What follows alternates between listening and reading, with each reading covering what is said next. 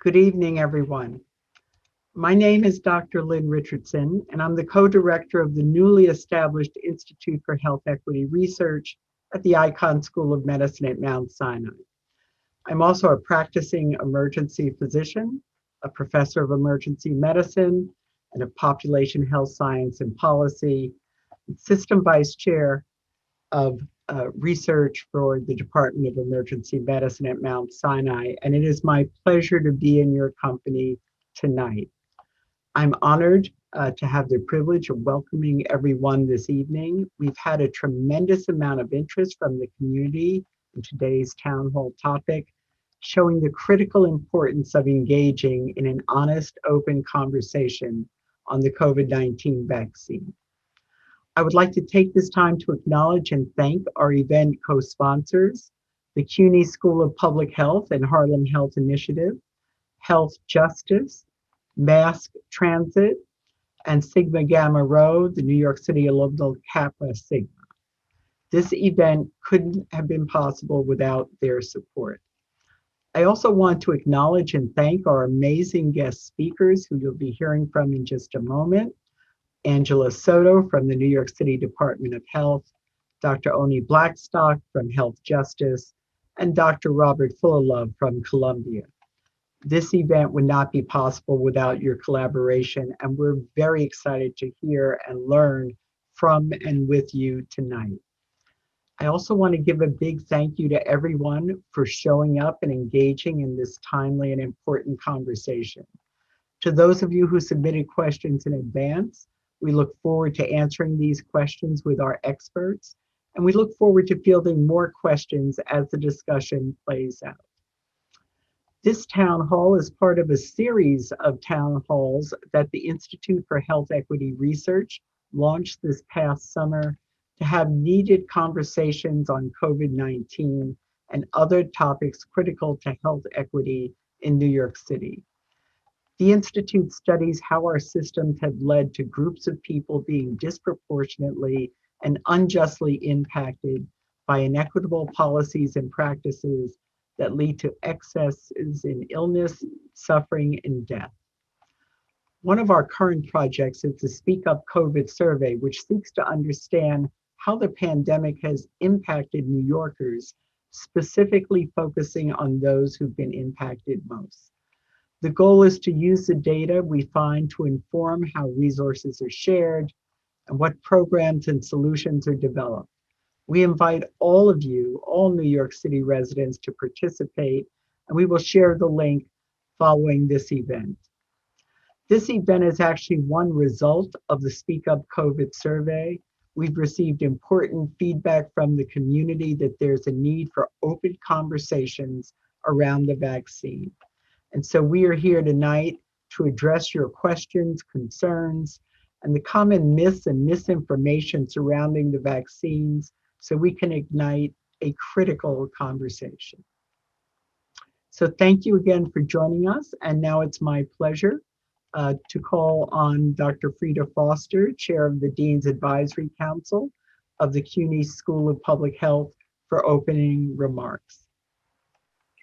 Thank you so much, Dr. Richardson, and thank you especially for the promotion. I'm not a doctor yet. Oh, I am so sorry. No, I am very happy to accept it though. Thank you and good evening, everyone. I am Freida Foster, the chair of the Dean's Community Advisory Board at the City University of New York School of Public Health. I'm a native New Yorker and a lifelong Harlemite. Formed in 2015 and located in Central Harlem, the CUNY School of Public Health's vision is to promote health and social justice in New York City and across the globe, and to shape policy and practice in public health for everyone. I served as a CUNY trustee for 10 years, and we often emphasized that CUNY is the engine that keeps New York City running. I believed it then, I believe it even more now. CUNY creates graduates that actually return their talents to the city to make it better. CUNY also creates programs for students and the community that it serves to assist where there is a perceived need. Last year, Dean Ayman Elmohandes decided that it was time to address the myriad of health-related issues that plagued Harlem and communities like us. The Harlem Health Initiative was created to do just that, and the inaugural director, Ms. Deborah Levine, was selected to lead the way. The original goal was to facilitate partnerships between CUNY School of Public Health and health-focused nonprofits and for-profit organizations to simply work together in the efforts to reduce health disparities throughout Harlem and to create tighter bonds between the community and the university. Born in February 2020, the Harlem Health Initiative was greeted by one of the deadliest pandemics we've seen in our lifetimes. This changed the projection of our intention. It also redirected the efforts of the initiative. A major reason we find ourselves here today discussing how to disseminate truth and trust along with the vaccine that has been long awaited. We can save lives if we are successful in increasing the community's confidence in the process. This is why we value our sponsors and our community organizations, because you have the power to assist with getting past the trust barrier. I'm serving as double duty today, as I'm also a member of Sigma Gamma Rho sorority. I serve as the Northeastern Region Social Action Chair, and I'm proud that our Manhattan chapter, Kappa Sigma, has agreed to help with this mission. Sigma Gamma Rho was founded in 1922 and is part of the Divine Nine, something that other people may have just heard of. All of our Black Greek lettered organizations strive to uplift the community through bonds of sisterhood or brotherhood, scholarship and service. And we've been in the community for many years doing this kind of work and more. The Kappa Sigma chapter has been serving New York City and Harlem community since 1936 and is one of the first chapters of our organization in the Northeast region, with popular community programs that address issues such as health, food insecurity, and a myriad of resources for the youth and young mothers. You all are to be applauded for lending your hand to assist with this monumental challenge, simply by encouraging your members to listen to the experts, listen to the doctors. And judging by the news regarding that issue that we hear every day on the television, on the radio, in the hospitals, in the streets, we have a lot of work to do. And we are so happy to partner with all of you to do it. Thank you, and I hope you enjoyed the discussion this evening. Thank you, Dr. Richardson and Ms. Foster, for those welcoming remarks.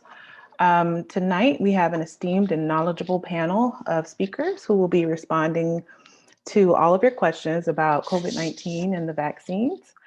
I would now like to introduce one of our first panelists, Ms. Angela Soto.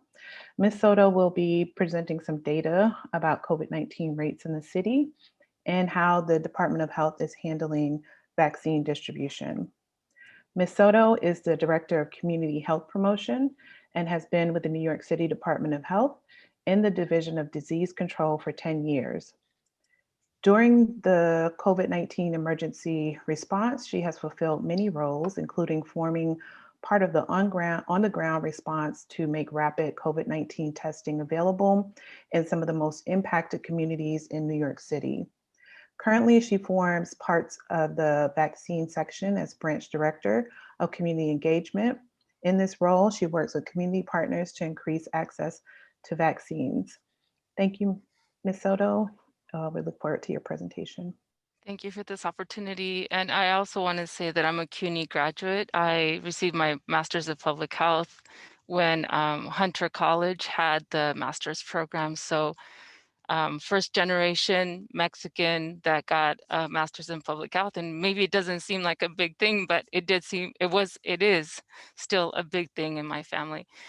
So I want to give thanks to this opportunity to, one, give back, and then also to be in the space with such great and amazing individuals. I've worked together with Dr. Blackstock and just value this opportunity to be back again in the same space. I'm going to share my screen just to give, at least lay the groundwork about where we are with the COVID-19 vaccine and some of the data points as far as what we're seeing in terms of COVID-19 transmission. So just give me a minute here. I'm navigating to computers so that I can actually share. Excellent. So the next set of slides will provide a brief overview of the citywide COVID-19 positivity rate and then broken down by boroughs. But because of time, I will only give a brief overview of what it looks like citywide. So the chart on the slide shows the daily number of cases, hospitalizations, and deaths over the past 3 months. While the vaccination numbers are important, turning point in the COVID-19 public health emergency, we must also remember that we are in the second wave of the pandemic. As you can see on the map, some neighborhoods are being more impacted by COVID-19 than others. And currently the Bronx, Queens, and Staten Island surpass the citywide percent positivity of COVID-19 cases.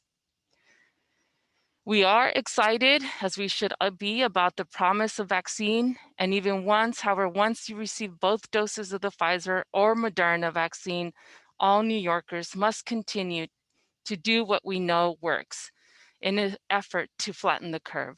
We must continue with the core 4, stay home if you're sick, wear a face covering, double mask, or as we're calling it now, mask to the max, keep 6 feet of distance, and wash your hands as frequently as possible. Get tested, even once you get both doses, please continue the key practices that I just mentioned.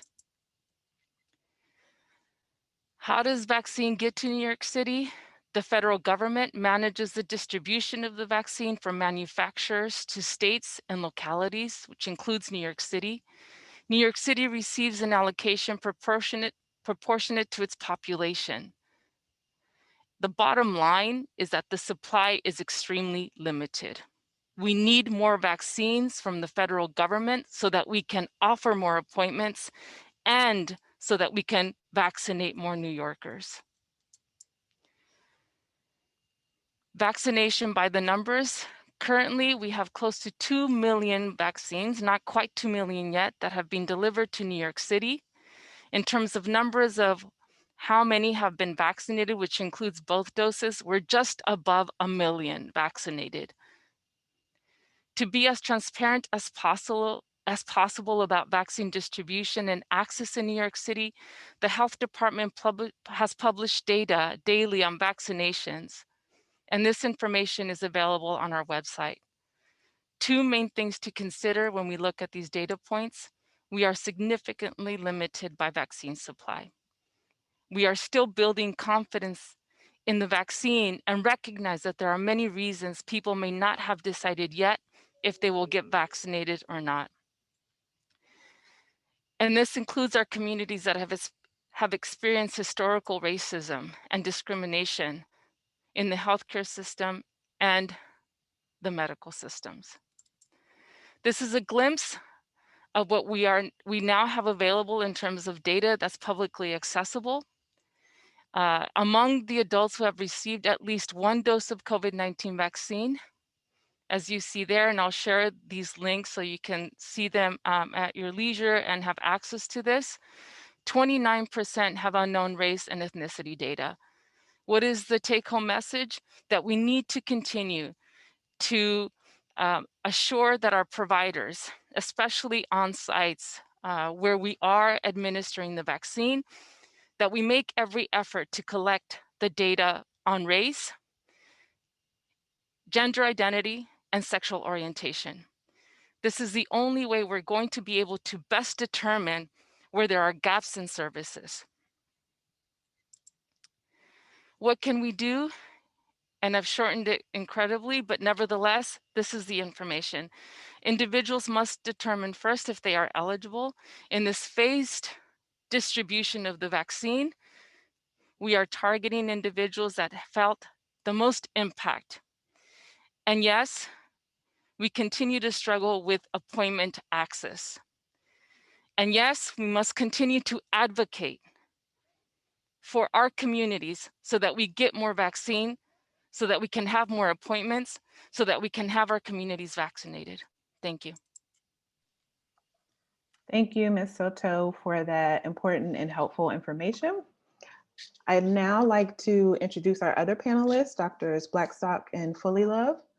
Dr. Oni Blackstock is recognized as a key opinion leader and influencer in the areas of HIV prevention and treatment, health equity, and racial justice.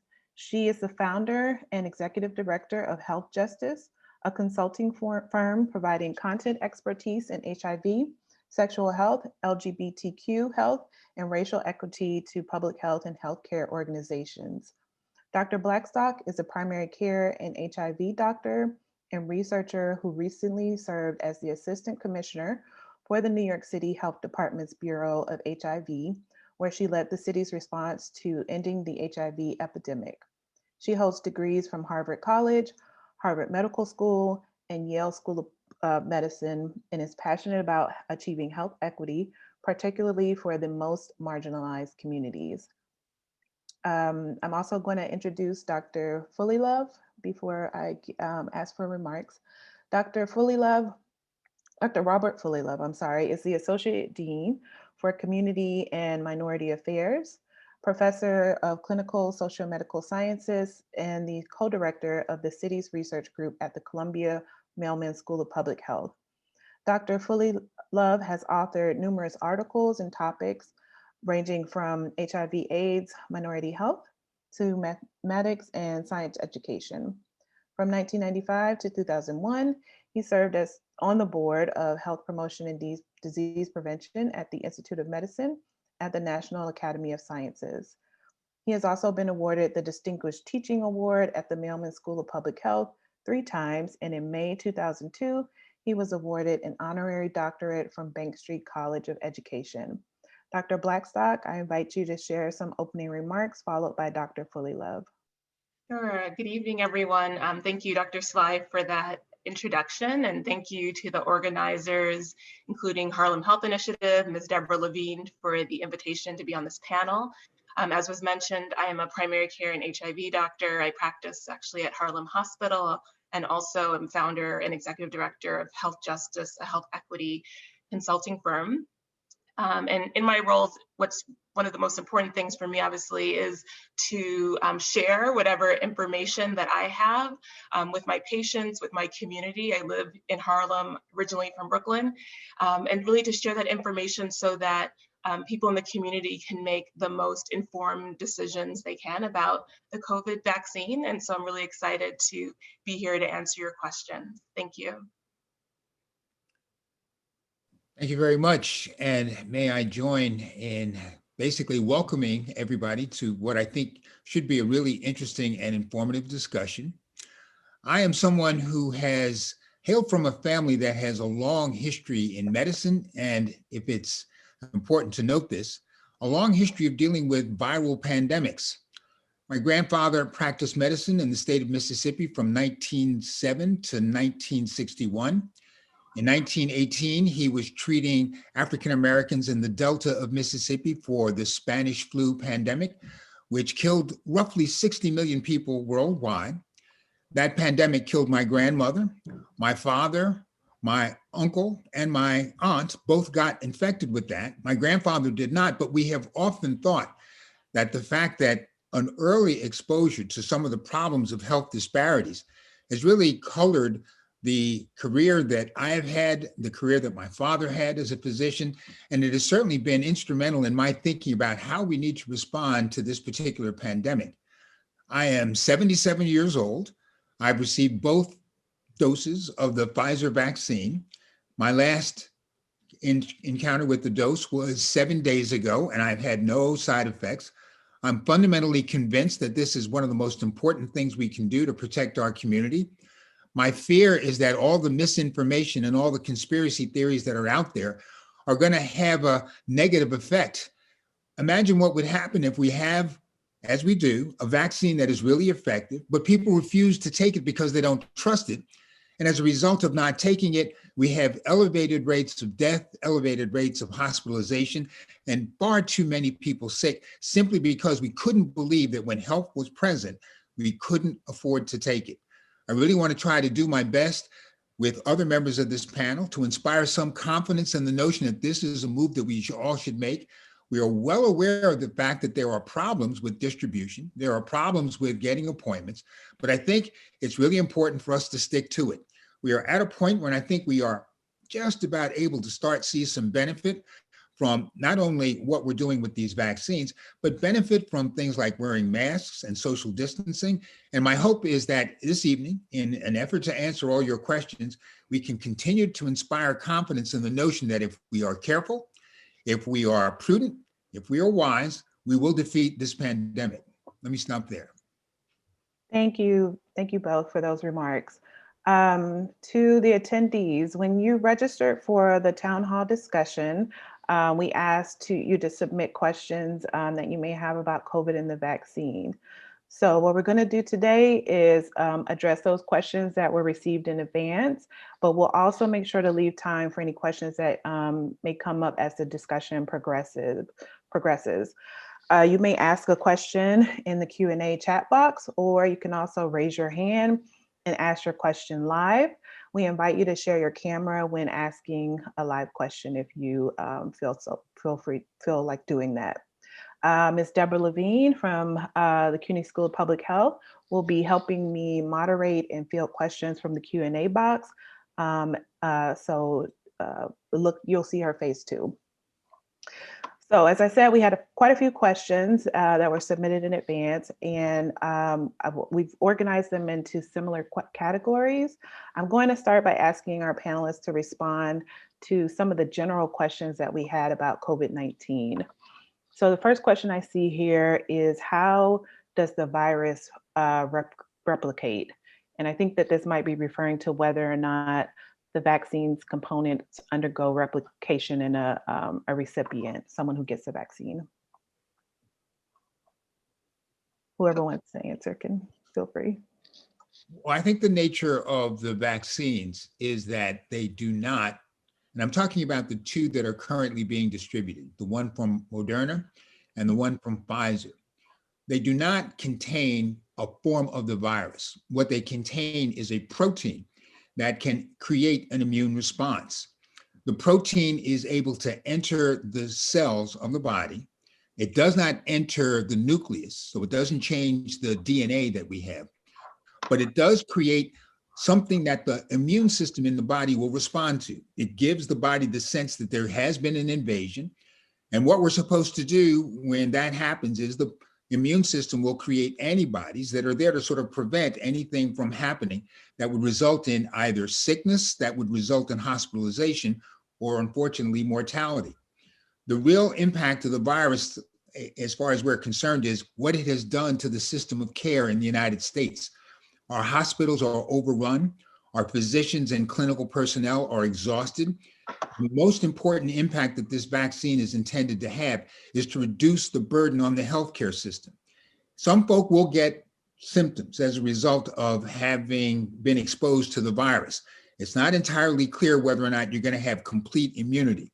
But the idea that at worst, you'll simply have something that looks like the flu, but won't have to be hospitalized, won't die from this, that's really what we're thinking is the most important impact of having these vaccines distributed at this point. Dr. Blackstock, maybe you have some things to add to that, since you're the physicians actually treating folk who are struggling.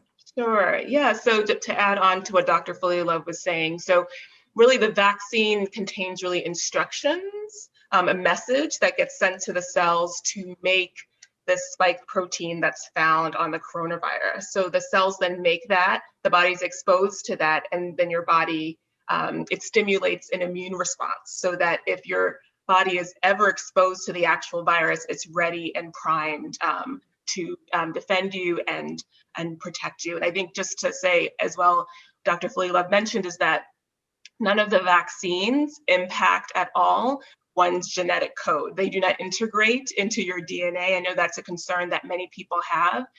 They don't do that. The messenger RNA, the message, the instructions to the body are rapidly broken down within a very short amount of time. So I just want to make sure people understand that overall the vaccine is incredibly safe and we know works very well at preventing illness from COVID-19. That's great. Great information. Hope that answers that question for most people. The next question I see here is about masks, or someone asked about what types of masks should people wear and how many masks should I be wearing at a time? Yeah, I'll just talk really quickly because I know Ms. Soto had mentioned masks to the max, and it was really exciting today to see the New York City Health Department come out with explicit guidance around double masking. So wearing 2 masks, just to let everyone know, that doesn't mean 2 surgical masks. What it means typically is a surgical mask with a cloth mask over it. And ensuring that it fits snugly around the nose and around the side. So cloth masks are fine, surgical masks, N95, but N95s you don't need to double mask. Same thing with N95s don't double mask, but wearing a surgical mask covered by a cloth mask is really the recommendation at this point. And then I see a question here about when the vaccine will be available to the general public. I should say that we received these questions a couple of weeks ago, so everything is changing quite rapidly. But I'd like maybe for Angela to weigh in on this question about the vaccine availability and how people can get appointments. Absolutely. So let me begin by saying that we have very limited, as I've said, ultimately it's important to note that we have very limited access to the vaccine. But the way people can, once we have the availability that we need to meet the needs of New York City adults, you can go to Vaccine Finder or call 877-829-4692. Again, please be patient, and I'm sorry to be asking this, but ultimately we don't have enough vaccine for everyone and limited appointments. In terms of the projection as to when we can expect to have vaccines for everyone, the original projection was mid-year of this year. Nevertheless, it is changing rapidly, as you mentioned, Dr. Sly, and we are, at least on a weekly basis, getting more allocation. And this week, because of the weather, so we have different, and I'm sorry to make this long-winded, but ultimately we have mass production, mass distribution, and mass administration to contend with, right? And coordinating all of those 3 pieces is part of the reason why right now production, we are limited by what's available. And then we are also limited by the distribution. So right now the weather in the southern part of the United States has limited the access to the vaccine for this week and limited the access to vaccine appointments. But to your question, around mid-year this year is when we project having vaccines for everyone. Okay, thank you. And then as far as who is, maybe, can you talk a little bit about who is eligible to receive vaccines currently? I know that there are some changes that happened recently. Absolutely. So as of February 15th, the eligibility in New York State and New York City was to anyone who has an underlying condition. And based on what we know of New York City, that almost opens it up to a large majority of our New York City residents. So let's start there. In terms of February 15th, we had access to individuals regardless of age, as long as they're able to receive the vaccine. So with Pfizer vaccine, individuals as young as 16 years of age. And for the Moderna vaccine, individuals as young as 18 years of age can receive the vaccine if they have an underlying condition and they meet other eligibility such as age, 65 and older, healthcare workers. I don't think that if I share the link here, but ultimately you could go to nyc.gov, vaccine eligibility, to find out any updates related to eligibility. Thank you. Okay, I'm gonna take a couple of questions from the audience. I see there are 3 people here, Mary, Michelle, and Mimi. I'm not exactly sure how I can get them into So if you want to share your screen. Yeah, let's start with Mary. You want to ask your question? Dr. Sly, can I add one more piece to eligibility? Especially, I think it's important, especially for individuals that are eligible now because of the underlying condition. Please understand that you do not need to provide a doctor's note. So if you're able to secure a vaccine appointment, you do not need to provide a doctor's note to verify your underlying condition. Once you arrive at the vaccination site, and this is different for if it's a medical provider, obviously they will have your medical history, but any of the point of distribution sites that are in the community or pop-up clinics or hubs, all you will need to do is sign an attestation that you do not have to even identify the type of underlying condition. You just need to sign that says you fit one of the underlying conditions, and that is an attestation and the only attestation you should need to provide. Okay, thank you. Let's see, let's go to Michelle. Michelle, did you have a question? Okay, we'll come back. So another question that we have here is about what precautions would be wise if traveling by air to visit family, particularly if you've gotten the vaccine. They're asking if you should get a COVID test on arrival. Should you continue to wear a mask and be socially distant if you're COVID on arrival? Does anybody want to Well, I mean, respond? just to say that even if someone has been vaccinated, they want to take the same prevention measures as anyone else. So, you know, obviously ensuring that when they're traveling, they have appropriate masking. I mean, if people have access to face shields, that doesn't hurt. One interesting tidbit that I had heard also is just like when you're on the airplane, you know, ventilation is good. So if you can direct the little, this is not evidence-based, but the little fan towards you to blow on you, it's good because any virus that could be in the air can get dissipated. So that was like a quick little hack. But yeah, I would use whatever the guidance is for people who are not vaccinated would apply to people who are vaccinated. And the reason why is because, you know, all vaccines are not 100% effective. Even though Moderna and Pfizer are highly effective at reducing sickness from the novel coronavirus, they're highly effective. They're not 100%. We all have these new variants that are emerging as well. And then we're also getting more and more data, you know, to understand whether these vaccinations actually prevent infections. We know they prevent sickness from the virus.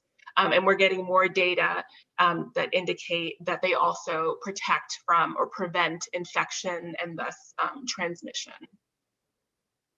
Okay, that's good advice, especially about the air thing on the plane. So now I'm going to transition into some of the questions that have to do with COVID-19 after being vaccinated.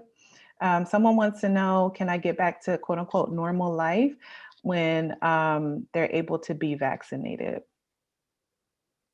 I think the worry is that you are still capable, if you are exposed to the virus, of passing it on to someone else. So we're really trying to make it clear that vaccination does protect you from a lot of the problems that are associated with this pandemic.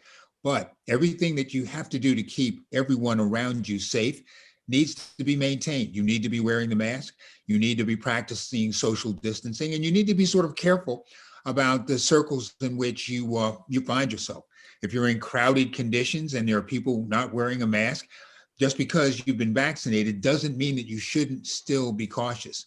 We're trying to make it clear that this is a protective measure, but it is not a cure. We haven't found a way of eliminating this virus from our midst, so we're asking people to be careful. We think that the vaccines plus all of the issues with wearing masks and practicing social distances will be enough as a combination to keep us safe and perhaps get us out of the mess that we find ourselves in right now. Absolutely. Yeah, and one important thing to add to, and to build off of what Dr. Blackstock and Dr. Fullilove mentioned, is that the reminder is also that the vaccine, the clinical trials at least involved adults. It did not involve children. At least Pfizer right now has completed the recruitment for their clinical trials to begin clinical phase 1 or phase 1 of the clinical trial. Moderna is still recruiting. So that is another reason to continue to wear the mask and practice the core 4, that what we call basically, it doesn't hurt to repeat them, wear the mask, double mask now. Wash your hands as frequently as possible, practice physical distancing, and staying home if you're sick. But ultimately, children are not yet able to receive the vaccine. Additionally, individuals that are severely immunocompromised may not be able to receive the vaccine. So we protect them as well, even once we've completed both doses of the vaccine.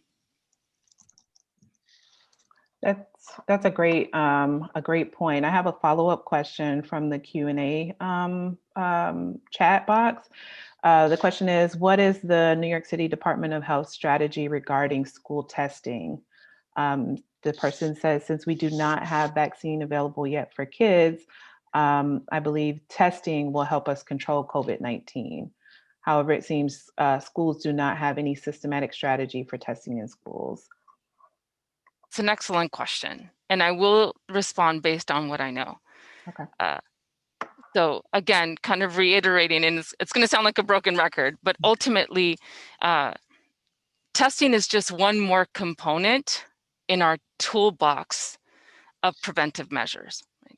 So in addition to testing, we also need to assure that even our children, even the kids that attend school, are able to follow through with the wearing of the face mask, practicing physical distancing, washing hands, and staying home if they're sick.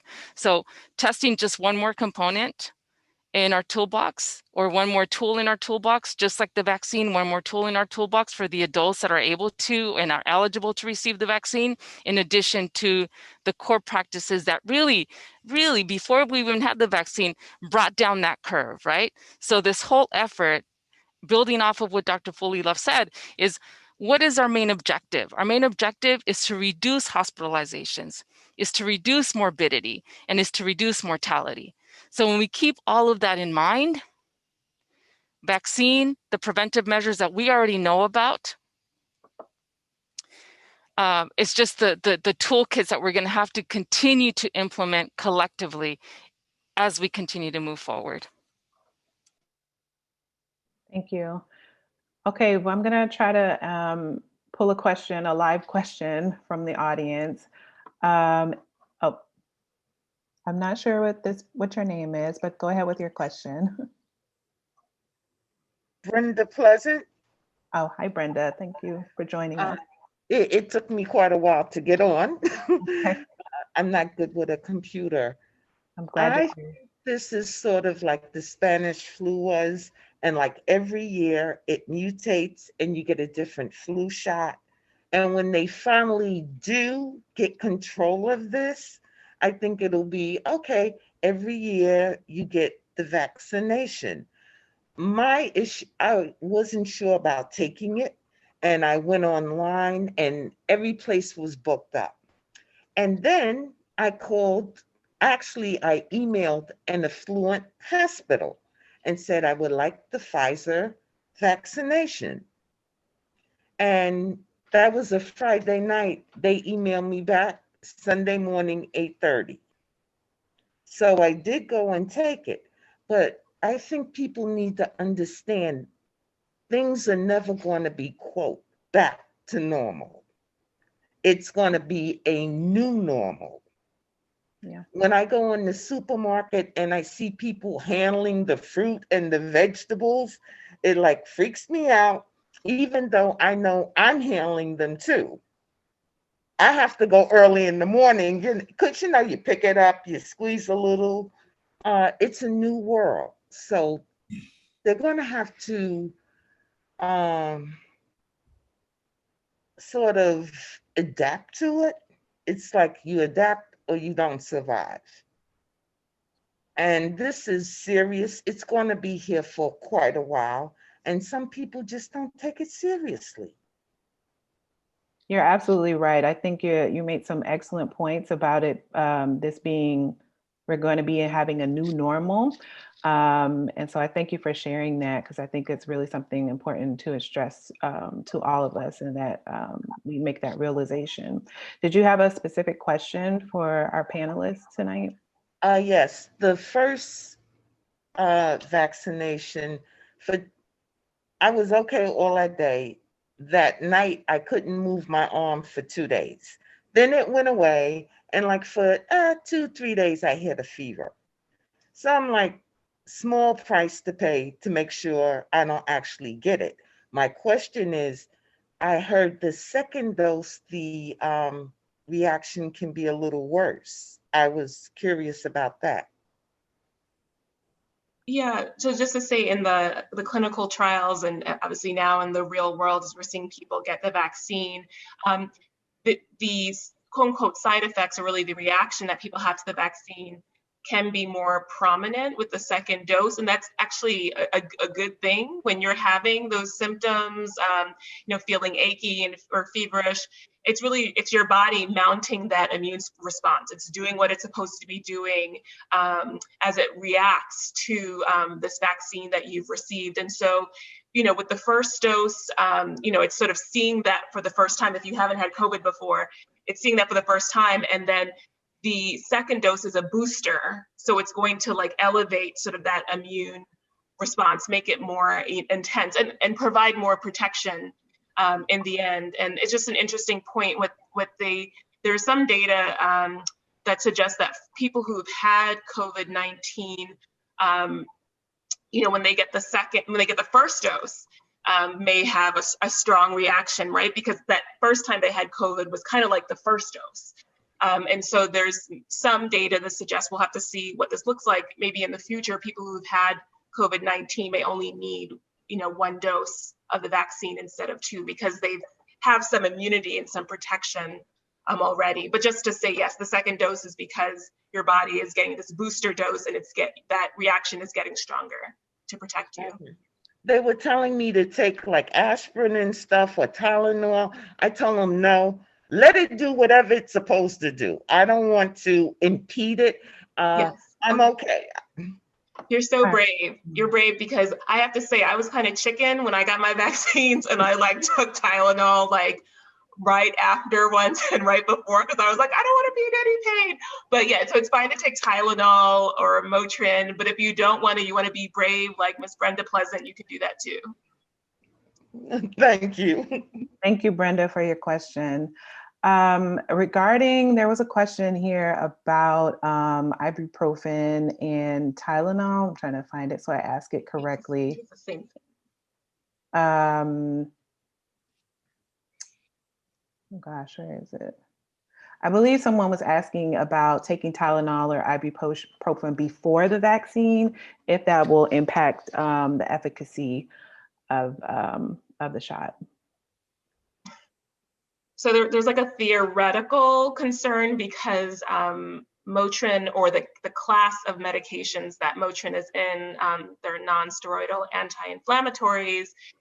The concern is that those might blunt that reaction that you actually want to have from the vaccine. But I think it's just theoretical. It's nothing definitive or proven. And so I think people can go ahead and take that if they feel comfortable taking it. Okay, thank you.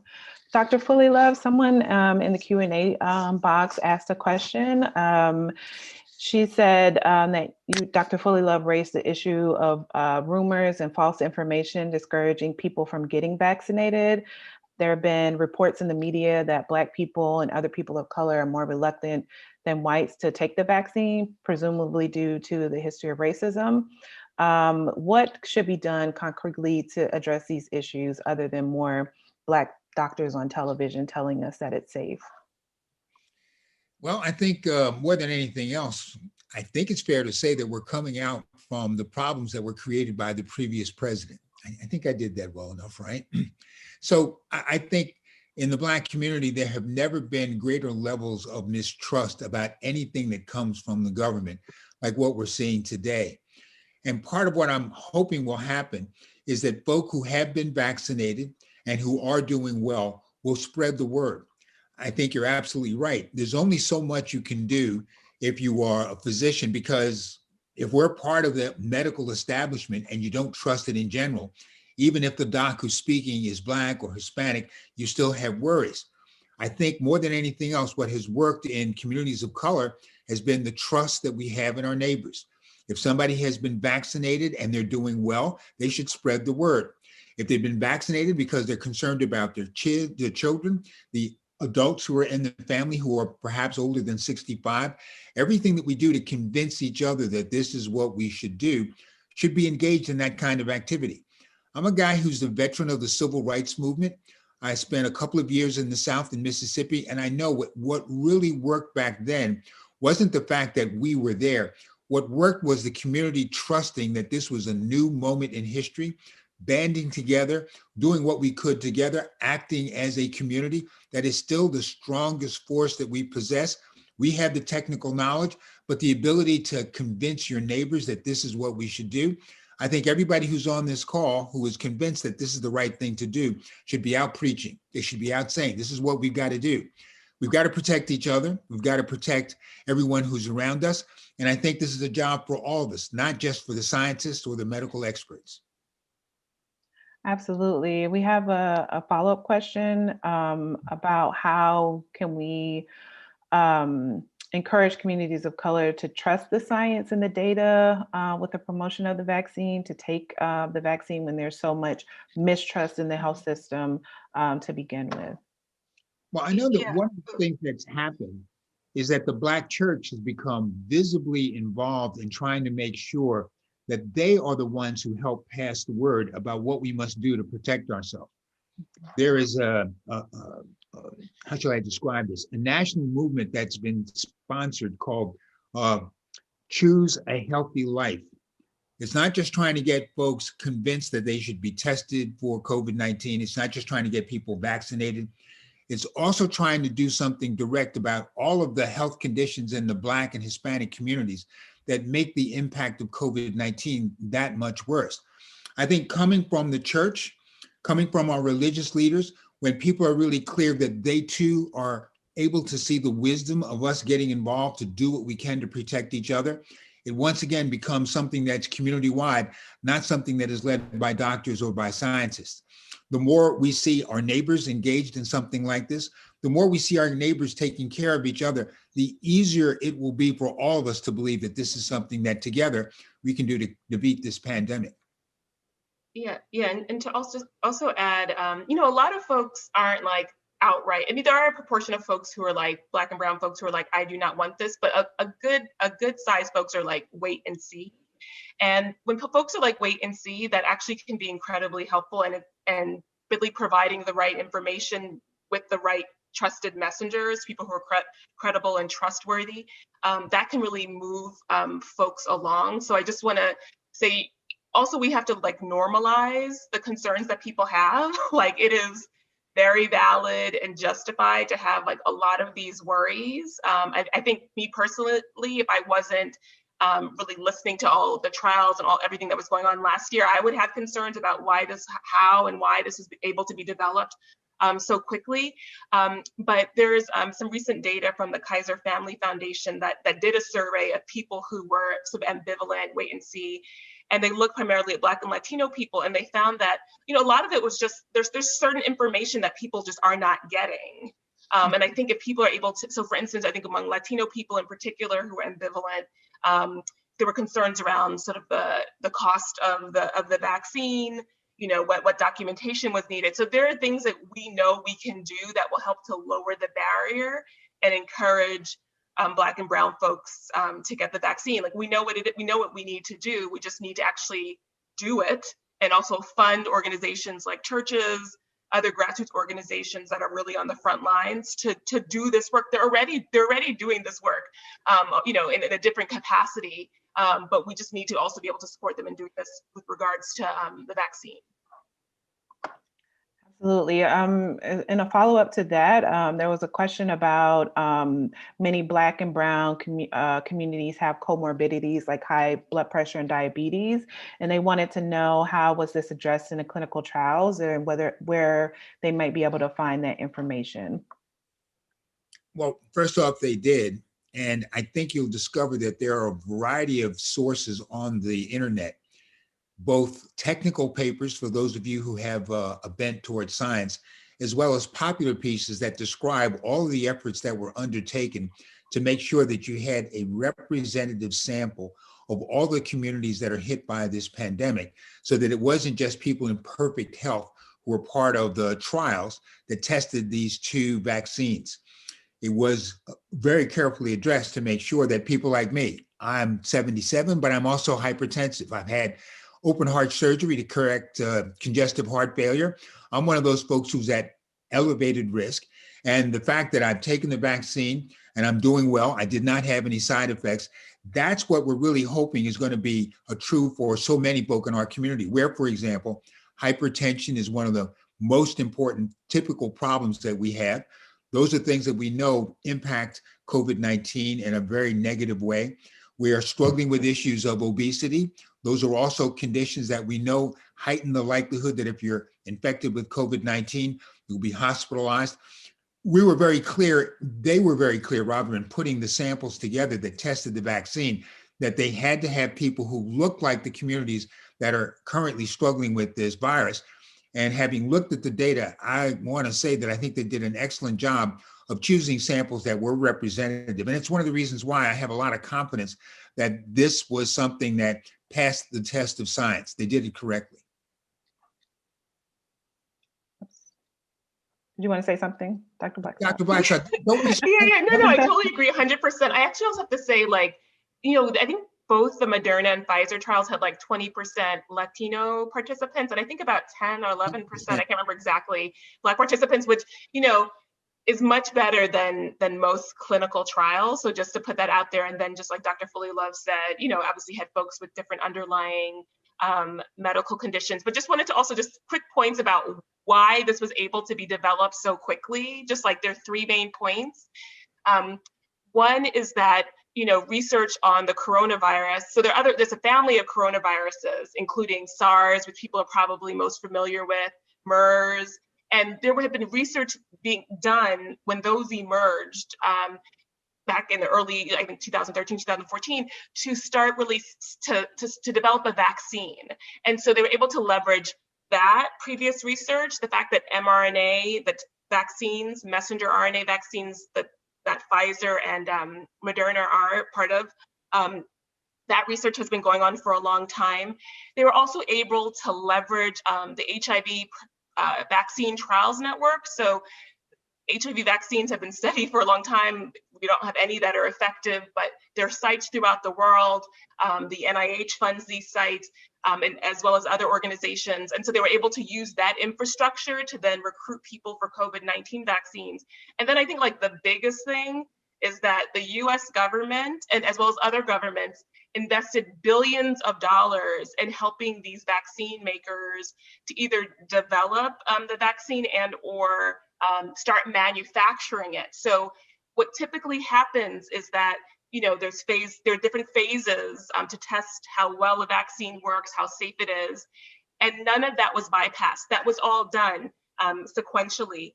But what happened in parallel is that they actually started manufacturing the vaccine, which typically doesn't happen because no vaccine maker is going to start making a vaccine before they know the results of those phase 3 trials to know whether this vaccine works and is safe. The US government said, you know what, we need to have this vaccine, this is a public health emergency.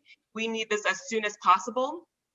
So they allowed the vaccine makers, they invested in this and allowed them to start making the vaccine, in parallel as the vaccines were being studied. And so as soon as those clinical trials ended, showing, 95% effectiveness, they were able then to very quickly start distributing the vaccine.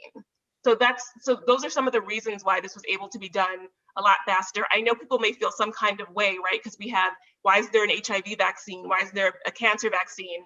And that's a whole other issue, right? Because we think about who's most affected by HIV, and some of these other conditions. So that's like a whole other issue, but just wanted to put that out there for the audience. That's a very good point.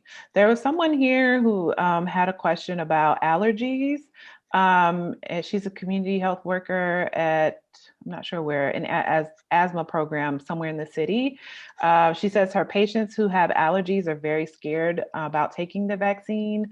Can you share any information about the vaccine and people who may have allergies?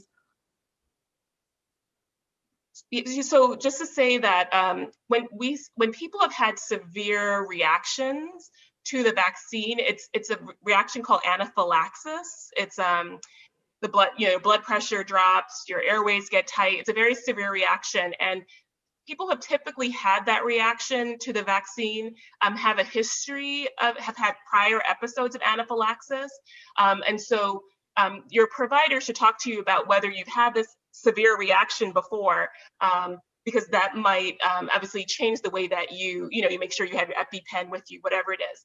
People who have regular allergies to food, seasonal allergies, this is not what we're talking about. There's no reason why you should not be able to get the vaccine if you have like a food allergy or like a seasonal allergy or whatever other type of allergy there is. And just to say that severe reaction, anaphylaxis, it's very rare. It's like 2 in a million or like 6 in a million. It happens, but very, very, very rarely. I think that's important for you to point out that this is specifically for people who have certain types of allergies, not like, are just allergic or have seasonal allergies. I'm going to take another question from a live question. I saw, oh, here's Victoria. There we go. Victoria, you have to unmute yourself. Hi, good afternoon. Thank you for coming, first of all. I have a question. We're hearing a lot about schools reopening and how they can open safely. I work for a CUNY school. I'm in charge of health services for Bronx Community College. And my catchment area has been identified as the poorest congressional district in the country. Most of my students have no access to healthcare. So while we're hybrid now, the majority of students are not coming on campus now, only students that are enrolled in classes where they have labs, like nursing students and medical lab technology students. But I like to think ahead because I think we might be opening in the fall. And I worry about opening safely because as I said, our students don't have access to healthcare. So they're coming in, they need sanitary napkins, they need Tylenol, they have a headache, whatever. Our space is very small. We're in the basement, no windows. So we can fit about maybe 10 chairs in my space, but I don't want to have 10 students in those 10 chairs. So I'm worried about opening safely. Since the DOH is here also, do you know of any regulations for colleges, how they can do this? And I'll mute myself.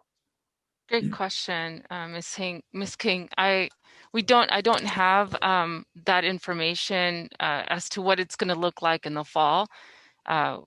One, I think at least the first step for us is trying to get as many of our community members vaccinated. That is one objective that we must meet, and we have to do this on a week-to-week, on a month-to-month basis, and ultimately, because this is so new for all of us, it is really difficult to project what that's going to look like in a month from now and several months from now, ultimately, right? We have many other vaccines that are about to get their EUA or emergency use authorization. So in combination with all of that, I'd like to at least put a pause on that and let's meet the first objective of getting everyone vaccinated. And let's hope that by fall, we are able to open up not just our colleges, but our schools in a safe way. And again, I think it has to happen collectively. I do want to touch back on a point that Dr. Blackstock mentioned, right? In terms of building confidence around the research that took place to develop these vaccines.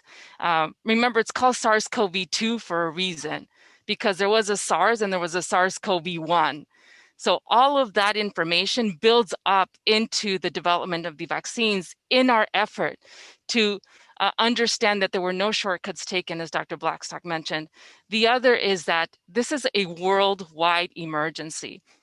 So we need to underscore that while we're moving locally and we're addressing the misinformation that is currently in New York City, this is a global effort. And similarly, the research that has taken place is globally as well.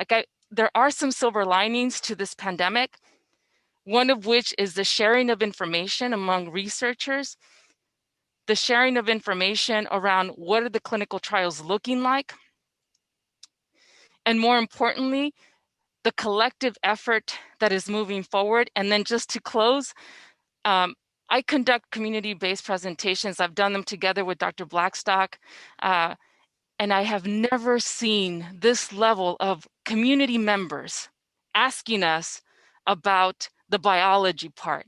So there's some silver lining in terms of what our community members are asking and actively researching. So even though there's misinformation out there, the level of questions that were being asked is taking us back to understanding our health and understanding how a vaccine works in our bodies, where normally we would just take a vaccine perhaps, or we would give our children the vaccine. But our adult population is asking questions and connecting this to flu vaccines, for example.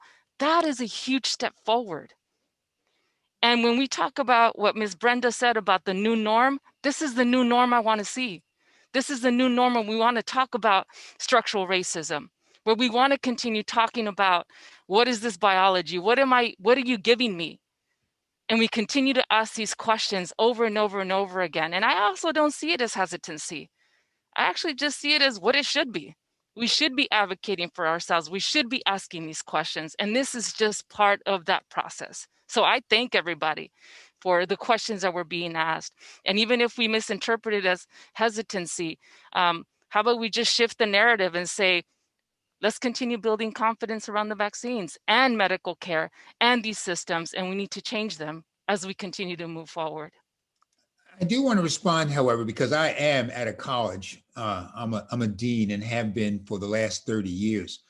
I know that institutions of higher education throughout the United States have developed a series of plans to deal specifically with what should we do to open. They are typically a combination of vaccinations, testing, and careful monitoring of the spaces. I think it was very important that you talked about being in a place where you're a little worried about the issue having to do with social distancing. Well, planning, we have discovered, has a great deal to do with assessing the level of threat that's present just in the nature of how buildings are constructed. So everything about what do we need to do with social distancing, everything that we do about making sure that when you come on campus, you are wearing a mask, that you're double masked. I mean, I think these are all things that can inspire confidence that we will have reduced the level of risk that's associated with having school open to the maximum amount necessary. And I know Bronx Community College. Amadou Diallo's mom has long been associated with that institution. I have connections to Bronx Community College that go back to the 1980s. So I do know that given where you are in the Bronx, University Road, right? You guys are, I think, uniquely positioned to do a lot of stuff to not only worry about and be concerned with what happens to students. I have always seen you as a center that is really able to provide a lot of important leadership to the entire Bronx community.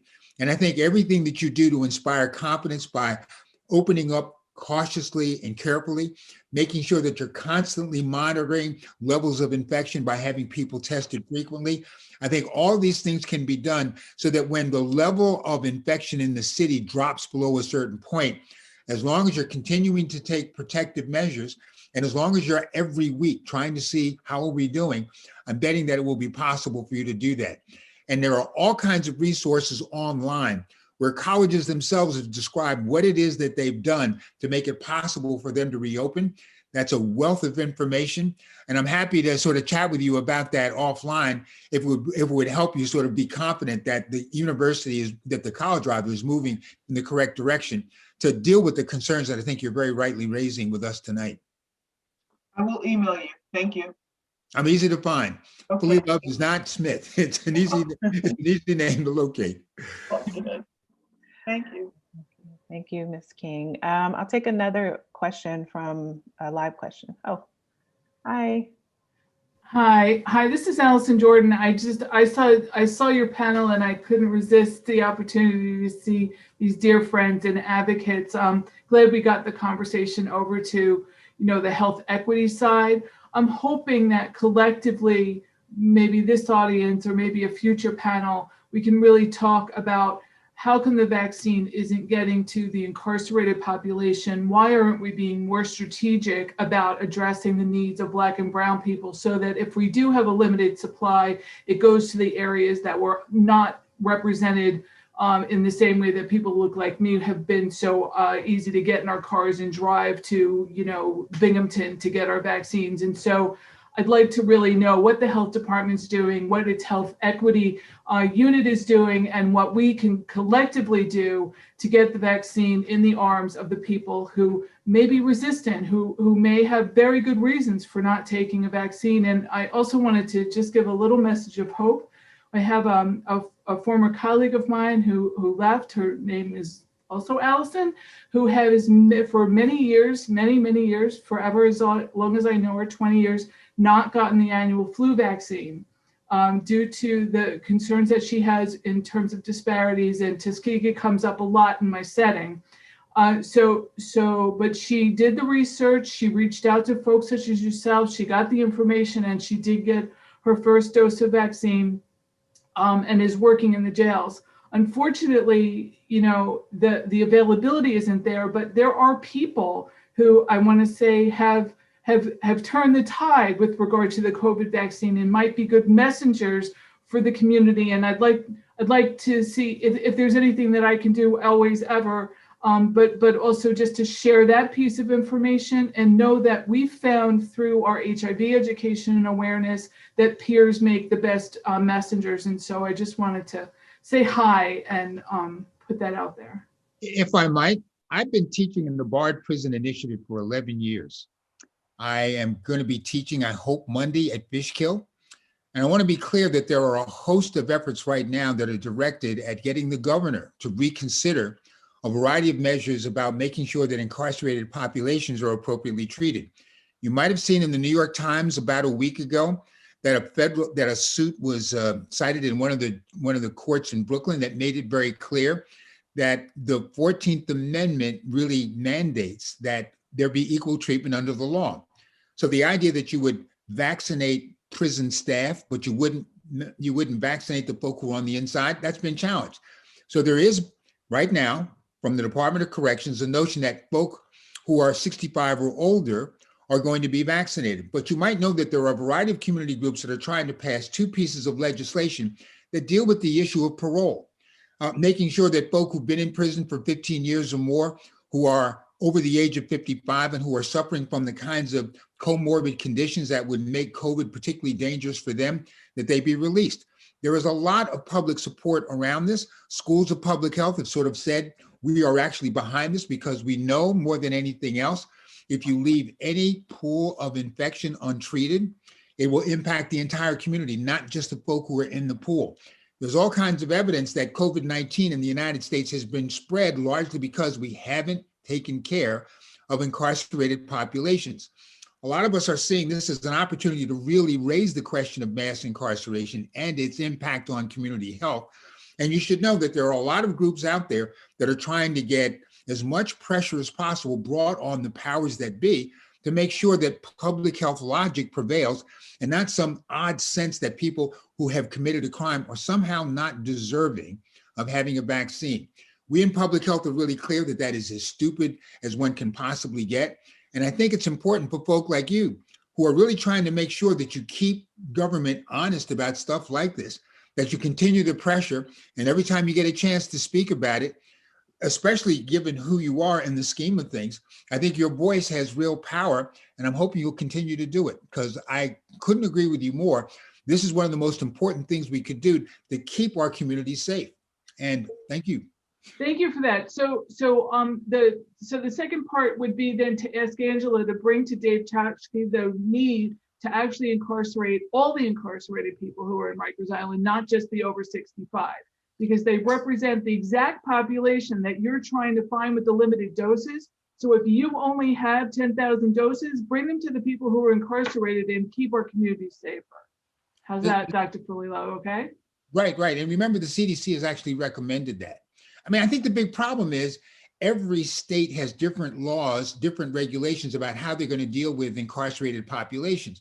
So you might know in Massachusetts, they are doing their best to inoculate all prisoners. We're just trying to get some consistency in the way in which we do this. And the more that it becomes clear that the public is concerned about this, the more it becomes clear that everybody is aware of how much their safety is threatened by not taking care of problems that exist in jails and prisons, where there's a lot of circulation back and forth, the greater the likelihood that something will be done. So continue to raise questions, continue to make sure that your voice is heard. It's exactly what we need. I promise. I made a pledge. I made a pledge to Kamara Jones. So here we are. Very good. Kamara Jones is one of the most important people in American public health. So that's a great name to cite for all of us. And I know Dr. Blackstock would agree. I'd like to lower my hand. So I just want to ask the panel, after I completed my 2 doses of vaccine, when can I, outside my household, when can I visit my friends, dining out, going to some entertainment, or do I keep the same level of normalcy I have now, quarantining, avoiding the crowds? The only thing that I do is pick up the grocery on the driveway and going to the doctor. Everything is kind of deferred. So after the vaccine, what can I do that is safe enough for me to do? Yeah, I think that's such a great question. I think, as Ms. Soto was saying, we have this whole prevention, this whole toolkit of measures that we are using and will need to continue to use. I'm really excited that you were able to get vaccinated, and we know that usually it takes 2 weeks after the second dose to achieve sort of maximal protection. We're really waiting for, broader sort of population level immunity. Yes. So, once we have large up 70, 80% of the population vaccinated or having some level of protection, I think that is when we will be able to, I don't want to say return to normal, but be able to sort of do many of the things that we have been unable to do thus far. But, as was mentioned before, the issue with the vaccination, right? It's right now we know that it prevents it prevents sickness from COVID-19. Yeah. But we have these new variants that are emerging. We know that it's not 100% effective. And again, getting more data about whether it actually, because if you got, Ms. Walmsley, if you got infected, it's, even though you're vaccinated, we don't really know definitively yet whether you can pass that on to someone. So it's also like not just for your protection, but as I think Dr. Fullilove was saying this earlier, for the protection of others. So in other words, with the vaccine, I will still have the same lifestyle as of now, quarantining. Well, the advantage I have having the vaccine is preventing me from getting deathly sick. That's the only difference. Yes, hospitalized and dying. And we think it's likely that it will also prevent, hopefully, you from getting infected, as well as infecting others if you were to be infected. So yes, so I would just continue to, I know you want to have a really good time. I totally get it. I think many of us do, but just continue using whatever measures. And, obviously if you're able to, I know it's freezing out, but going out for a walk, things that you can do that don't require you to have to be inside all the time. But literally, I avoid interaction with others. So kind of you miss that aspect because, Yes. Yeah. We know that there's things like the ventilation, if you're outside, that's much safer than being inside. Mm-hmm. If you are socially distanced, it's much better than being very close to someone. So they're just, there are different things that you can do to reduce your risk. It doesn't have to be like you just stay inside all the time, just to think about these things that can help to minimize your risk of getting infected. I have another question here in the chat. Someone asking about what about interacting with other people who are already vaccinated? Is that safe to do? You know, we really don't have any data yet. We want to believe that that's true, but those of us who kind of wait to see what the data tell us, it's not entirely clear. We would like to believe that the risk has been reduced, but it can't entirely have been eliminated. So until there starts to be some evidence from clinical studies where we're actually looking at whether or not people have been hospitalized after they've been vaccinated, whether or not they're presenting with COVID-19, even though they've had 2 doses, we haven't started to see that yet. But I think, Dr. Blackstock, am I right? Maybe 2 months or so, and we'll start to have at least some minimal data that will allow us to adjust the recommendations that we make to the general public about exactly that. Right now, we're still trying to have people be as cautious as possible. I keep coming back to the notion, it isn't a cure. The vaccine hasn't eliminated all the risk. So we really do want people to continue to be vigilant. We want them to be careful. And we want them not to get into situations that we know are problematic, like a bunch of people in a closed room singing at the top of their lungs. That's not a good idea, even if you're vaccinated. When we get some evidence that that's going to be okay, I think, believe it, the economists are absolutely waiting for something like that. You will know. But for the moment, we're not there. Okay. And then there was another similar question asking if I was asymptomatic when I had COVID, does it even make sense for me to get the vaccine? Yes, definitely. So the clinical trial data show that with the vaccine, people tend to have a more robust or like stronger immune response than with natural infection, looking at certain markers. So the recommendation is that it's like another layer of protection. Like, sure, you have your own sort of natural protection or immunity that developed after you were infected, but the vaccine ensures that you have a strong level of protection. So it is recommended, I believe, after 93, if you're 3 months or more out from having had the virus, that you, if the vaccine is available to you, that you do get it. Yeah. I want to jump back to the previous question that was just asked. I think what she was getting at is that a lot of people want to be able to interact with friends and family again. And I think that takes a psychological toll on people. So there's a question here asking if you all can talk about the psychological impact on the community, such as depression, isolation, and anxiety, and any resources for these issues, especially for the under and uninsured. We definitely have NYC Well that's available 24/7. They can speak to peers, they can speak to counselors, but I think the bottom line is that we need to continue to access the services that are available. The other point that I like that you mentioned, Dr. Sly, is that for individuals that do not have health insurance, and I know this has come up already in a different context, is NYC Well is available to all, regardless of immigration status, regardless of whether they have health insurance or not. And it's an easy, you can call it, we have the number, I don't have it on hand, but ultimately nyc.gov, NYC Well. You can also chat online, but there is a phone number, a free toll number that people can reach out to and call 24 hours of the day, 7 days a week. I do want to loop back to a question that was asked. I know, Dr. Fullilove, you mentioned it, but I think there's something about accountability and being transparent. And the question was around, what is the DOHMH doing to assure that there's equitable access to the vaccine and that there's equitable distribution of the vaccine?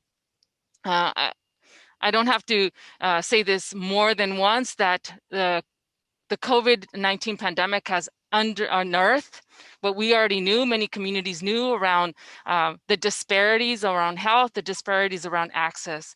Now, what is the DOHMH doing?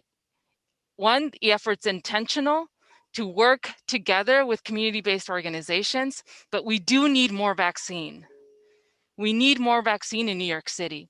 So in terms of advocacy, in terms of asking, like, we need the vaccine in order to make it more distributable, in order to make it more accessible. And there's another thing that this COVID-19 pandemic has underscored, is that we need community outreach. We need ongoing, on the ground community outreach, community engagement, and we need to lift the voice of the community. So I do want to say that there's an intentional effort, and that we need more vaccine in order to make it happen. Yeah, and just to also just add this whole idea of, like, you know, locating these vaccination sites in the most impacted areas obviously is really important, but we know, like, location obviously isn't enough. Like, there need to be, like, navigators and, again, trusted messengers and all these organizations that already exist that are very well connected with community members and are trusted. Those are the organizations that need to be supported and funded to really help link people to vaccination sites. Because like HIV is like a perfect model for this, using like peer navigators and educators. I think that peers came up earlier. We need to like leverage models that we know work already and use them for this current situation. Sorry, I'm just a little frustrated that we're trying to, like, it's like we're recreating the wheel. Like, no, we don't need to recreate the wheel. And Dr. Sly, you raised a really important point that I want to speak to as well, having to do with, there has definitely been an increase in mental health issues everywhere, and especially in our community. And there's no denying it. Rates of depression are going through the roof. We're really concerned about increased use of all kinds of substances as people try to sort of cope with all the psychiatric and psychological distress that's been associated with not being able to get together, with not being able to hang out. Part of what that means is, as neighbors, we also have to be doing whatever we can to make sure that when people are starting to show signs of depression, when all of a sudden they withdraw, they don't want to see anybody, they don't want to talk to anybody, they're staying in bed, 20 out of every 24 hours.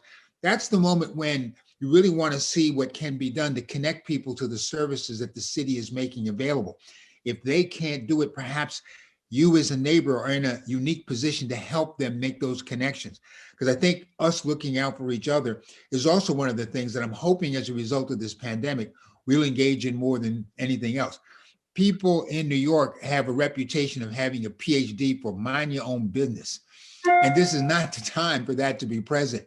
We need to be concerned about what we're doing to take care of each other, and especially around issues having to do with the psychological distress that's happened. That's not imagined. This has been a terrible time for all of us. And if we recognize that that terrible time can create all kinds of problems, then I think we'll be very vigilant about taking care of our neighbors, making sure that if they can be connected to services through the help that you give, that you would do that. That's an excellent point. Thank you. I'm going to take one more question here. There's a couple of questions about fertility, risk to fertility associated with taking the vaccine, and also for pregnant women. Can you speak to that? Yeah, so, as with many research clinical trials, people who are pregnant were excluded from the clinical trials. However, the recommendation from the CDC is that people who are pregnant or considering getting pregnant and getting the vaccine speak with their healthcare providers and together figure out what makes the most sense for them. So I know many people, in particular healthcare professionals, who are pregnant who have received the vaccine and things have gone fine. There's nothing about like the mechanism of the vaccine that would suggest that it would have any negative effect on someone's reproductive health. So just to say that, and as more and more people get vaccinated and as the people from the clinical trials are followed, we'll have more and more data. We'll start having months and months. The vaccine came out in December. So we'll just, as time goes by, we'll have more data and we'll be able to more definitively answer these questions. But just to say, there's nothing to suggest that it would have an effect on someone's reproductive health. Okay, thank you. So we're almost at the top of the hour, and so I wanted to close out with what I think is a great question. This person says, "You all are so amazing and passionate about what you do. Where do you get your strength and inspiration from to keep fighting for us? What is your rally cry for all of us?" Age before beauty, okay? Dr. Blackstock. I made it clear that, I spent a lot of years in the civil rights movement in Mississippi, parts of Alabama, brief stint in Georgia. I'm really hugely aware of how much that era was an era when we found our voice, when we really made a difference. And I keep thinking that what created that pressure was the notion that we were facing hard times, that we were facing something that was completely unprecedented. But instead of collapsing and folding under the pressure, we managed to get together. I keep seeing the challenges of this pandemic as being very similar. And I love the way people have responded. Yes, there's a lot of doubt. Yes, there's a lot of fear, but people are still stepping up. I keep seeing vestiges of that old movement now being reborn, especially in young people. And because I'm surrounded by students 24/7, I'm very clear that what I see in them has proven to be really inspirational because it's their energy and their drive, their commitment to make a better world that I think certainly has been a big void for me and has certainly had me really believe that this is the time to really be active. This is really the time to be out there. This is the most important time to be heard. So if that's a useful explanation, I hope it helps. Yes, thank you. Dr. Blackstock. Sure. I think a lot of it has to do just with my upbringing, a very strong sense of service to the community. I love my people. I love also what I do as a healthcare provider, as a public health practitioner, and I feel very deeply that it is my purpose really to share whatever information that community members need in order to really make the best decisions for themselves. And the support I have is, from my family, from my partner, from colleagues, and also the responses like we're getting from the audience that this is helpful. And I just think this is an opportunity for us to understand just how interconnected we are. The culture here in the United States is one of individualism, and I think especially for Black and Brown communities that sort of historically the collective is something that is incredibly core or key and central to us, to our families, to our communities. I think just understanding that and seeing that this pandemic has really sort of amplified the importance of our interconnectedness and collectivism. And so I will continue to toot the horn and just get folks as much information as they need so they can feel confident about the decisions they're making in terms of what they need to do to take care of themselves. So thank you so much. Thank you. Angela? I think for me, my parents were farm workers. I was raised in California. I was working in the fields. To me, the only way you get something is by advocating for it. And that's how I was raised. I graduated from high school. I was a labor organizer, and I didn't get into public health until I already had my own kids. But ultimately seeing the connection between labor, between healthcare access, and then always my passion, immigrant rights, together with just fighting for anyone's rights, but ultimately that struggle, I don't know, I thrive off of that struggle. And to me, COVID-19, in terms of a silver lining, is that opportunity to raise that level of awareness. I mean, the fact that we're actually talking about structural racism, talking about it publicly, talking about it in this Department of Health and citywide, that to me, growing up and then learning about the civil rights movements, I mean, I'm an affirmative, when I say affirmative action, that's how I got to school, right? So all of those, the pathways that were built by Black Americans in this country, by the labor rights movements in this country, that drives me. And this is an opportunity for me to connect my passion in public health together with activism. So I see this as a great opportunity. I don't mean COVID-19 in terms of what it's done. I do want to say that. I'm sorry if it sounded like that. No. Yeah, We get it. Totally. All right, I'm going to turn it over to Deborah Levine. She's going to do some closing remarks. Good evening, everyone. This has been a phenomenal 90 minutes. It is absolutely flown. On behalf of all of the organizers, we thank the panelists. I can't tell you what an honor and privilege it is to have an opportunity to spend this time. Our goal really is to ensure that you have science-based information that you are able to share so that you can make the best decisions for you and yours. At the end of the day, we really want you to be able to be your best champions. So please take all the information that you've learned today. This presentation has been recorded. We will be sharing the link. Please share it with your friends and family. If we haven't answered your question, we'll be sure to get back to you. You all are absolutely amazing, but most of all, I want to say thank you to you all for allowing us to come into your life, to take the 90 minutes to share. We know it's in the evening. We know that these conversations are never easy, but we thank you, and it's been incredible. And so on behalf of the panel, we wish you well. We wish you the best. Hold it for a second. Okay. Oops, yes, that's okay. And again, look for us because we will be coming back with more information to share and to help everyone really stay sort of forward focused and not past possessed in this process. So thank you on behalf of the panel and on behalf of the partners. Yeah, I just want to say follow up that I know we didn't get a chance to get to all the questions, so we will be reaching back out with some responses via email, so you can be on the lookout for that. I also wanted to share that there's a Speak Up on COVID-19 link that we will also be sharing, which has a lot of resources.